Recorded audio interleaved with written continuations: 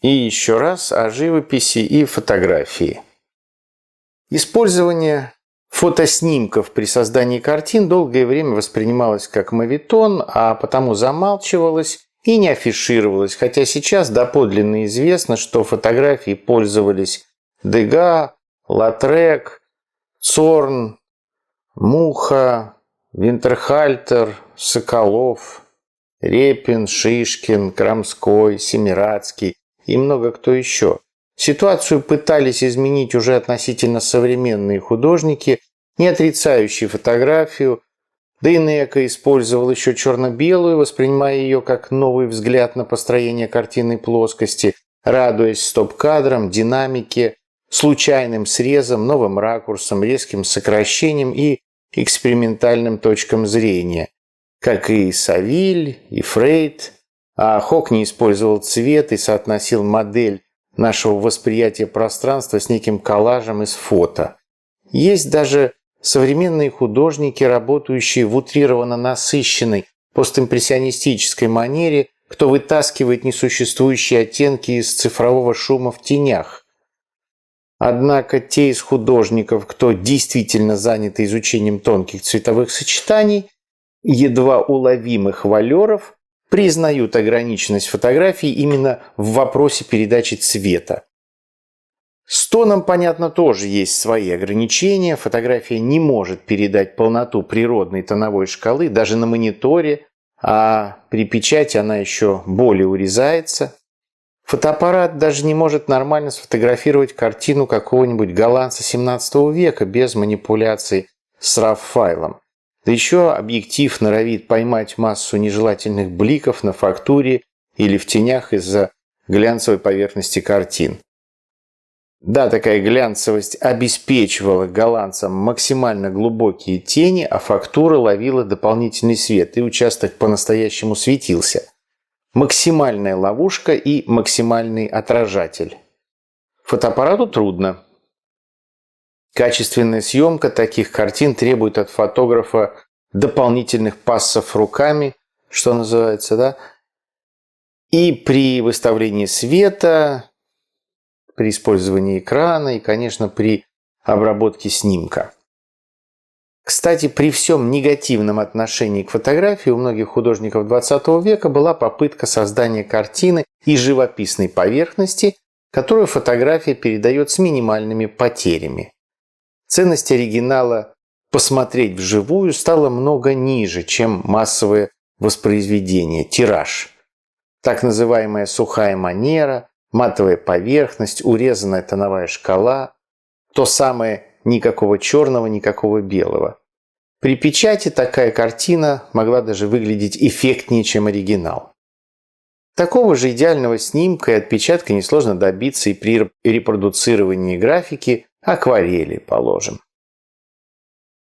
При внимательном исследовании ограниченность в передаче цвета фотоаппаратом очевидна. Достаточно попытаться сфотографировать что-то относительно сложное. Утренний туман, первые лучи солнца или предзакатное освещение, границы так называемого золотого часа. Мы видим, как солнечный свет меняется в течение дня, становится более холодным и рассеянным, проходя сквозь облака, подобно свету софтбокса, и теплым, жестким, подобно рисующему направленному прожектору, когда солнцу ничто не мешает. Положение и состояние солнца диктует размер и направление теней, их цвет, наполненность рефлексами. А золотой час, это чудесное время после восхода и перед закатом привлекает и фотографов, и художников. Только вот глаз и фотоаппарат зачастую фиксируют совершенно разное.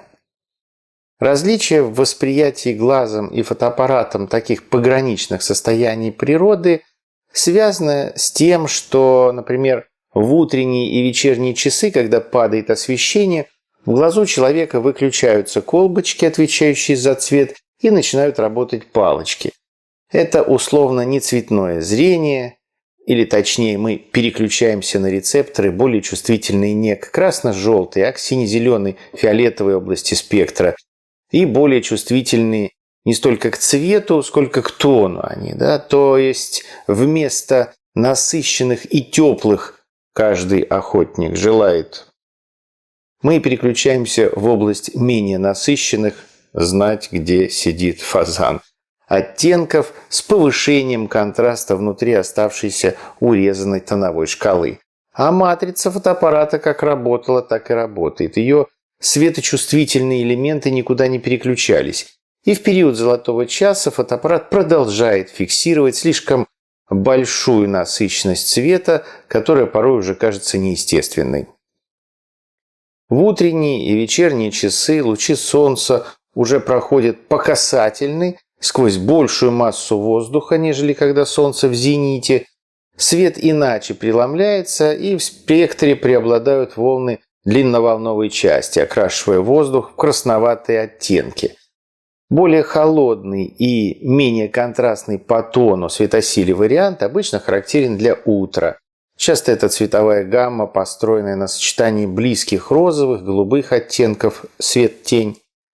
Тогда как вечернее освещение часто предлагает более контрастное по цвету сочетание дополнительных цветов оранжевого и синего, свет-тень соответственно. Те самые красноватые оттенки присутствуют везде. Этот красноватый валер, легкая оттеночная пелена, многие цифровые фотоаппараты пытаются ее убрать, как бы применяя отсекающий светофильтр, делая из утренних фото менее розовые, предлагает другое цветовое сочетание, а из вечерних контрастные, но более открытые по цветам, более простые. В обоих случаях это не то, что видит наш глаз. Для съемок ночных сцен киношники давно используют синий фильтр, имитируя наше восприятие. При холодном лунном свете желтые предметы действительно теряют локальный цвет, колбочки-то не работают, и доминирующим становится цвет источника, а красные выглядят почти черными, опять же из-за неработающих колбочек и увеличения контраста. А фотоаппарат, если не применяются какие-то фильтры, зачастую все еще видит желтый и даже красный. Но даже если говорить о графике, о рисунке, да, рисование по фото, без опыта работы с натурой, без понимания конструкции и формы, без отбора, не может быть убедительнее самой фотографии, которая далеко не натура, она изначально плоская, ни объема, ни пространства там нет, это лишь имитация. А пытаясь повторить имитацию, трудно прыгнуть выше нее. То есть мы работаем с заведомо низким процентом реальности.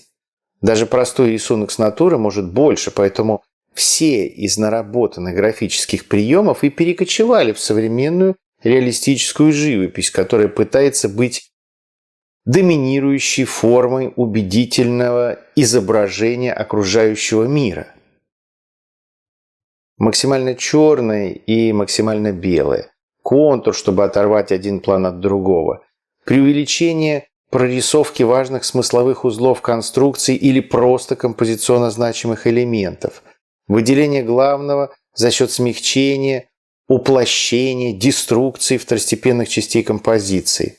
Усложнение преувеличения перспективы. Сейчас ни у одной графической техники не осталось каких-то своих эксклюзивных приемов, которые нельзя было бы использовать в масляной живописи. И странно, если фотография не станет еще одним приемом, полноправным вспомогательным инструментом художника.